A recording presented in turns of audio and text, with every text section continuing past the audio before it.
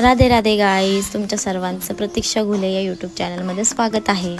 तर आज आहे गुढीपाडवा, म्हणजेच आज नाही तर मी ज्या दिवशी हा व्लॉग शूट करते त्या दिवशी होता गुढीपाडवा आणि तो मला थोडा उशीर झाल्यामुळे मी आज हा व्हिडिओ टाकत आहे। तर सॉरी फॉर दॅट, पण तरीसुद्धा सर्वांना गुढीपाडव्याच्या हार्दिक मनापासून शुभेच्छा। जिथे हिंदू धर्माचं तिथीनुसार नवीन वर्ष चालू होतं त्या दिवसाला गुढीपाडवा म्हणून ओळखलं जातं।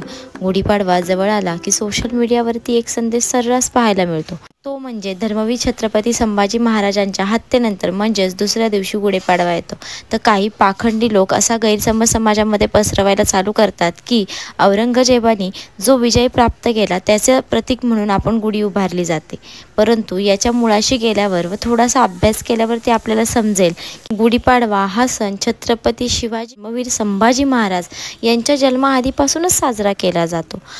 आपल्या हिंदू धर्मामध्ये या गुढीपाडव्याला एक पवित्र व अनन्यसाधारण महत्त्व प्राप्त झालेलं आहे। म्हणूनच वर्षभरात जे 3.5 शुभ मुहूर्त येतात त्यात गुढीपाडव्याचाही समावेश आहे आणि हा सण बंद व्हावा, ही परंपरा बंद व्हावी म्हणून औरंगजेबाने जाणून बुजून धर्मवीर छत्रपती संभाजी महाराजांची निष्ठुरपणे हत्या ही गुढीपाडव्याच्या आदल्या दिवशी केली। कारण हा सण कोणत्याही हिंदूंनी साजरा करू नये, त्यामुळे कुठल्याही अफवांना व असल्या संदेशांना बळी पडू नका। आपल्याला आपला इतिहास चांगल्या प्रकारे माहिती असायला हवा। हा सण आपल्यासाठी, आपल्या धर्मासाठी अतिशय पवित्र मानला जातो।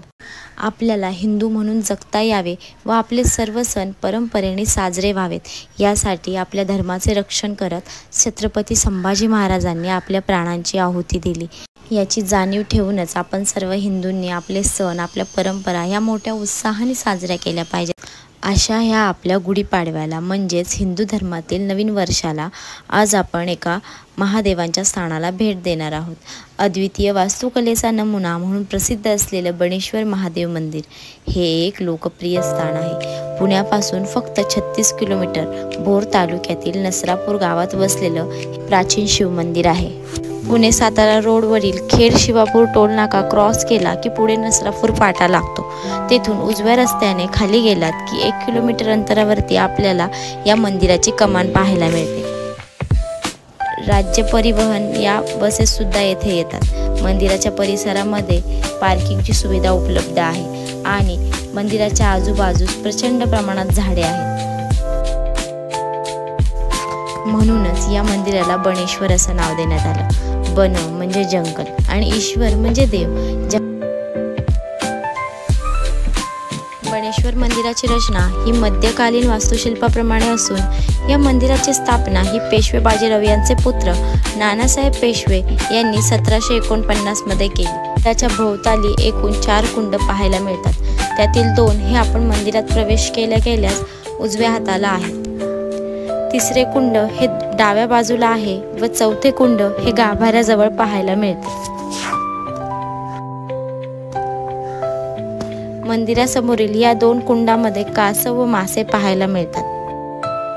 मंदिराच्या बाहेर हे सुंदर असे नंदी मंडप आपल्याला पाहायला मिळते। मंदिराची रचना ही प्राचीन पद्धतीने व दगडी बांधकामात केलेली आहे। मंदिराच्या उजव्या बाजूस आपल्याला दक्षिणमुखी मारुतीरायांची मूर्ती पाहायला भेटते व त्यांचेच दर्शन आपण घेणार आहोत। त्यांचे दर्शन घेऊन आपण आतमध्ये शिवलिंगाच्या दर्शनासाठी जाणार आहोत।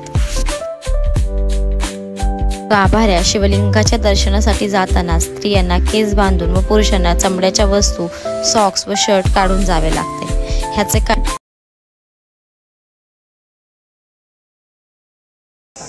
देवपाच पिंडाला शर्ट पटा नाही चालत, त्याच्यामुळे पटाने शर्ट काढतो आहे ना, देवाला 5 पिंडाला नाही चालत।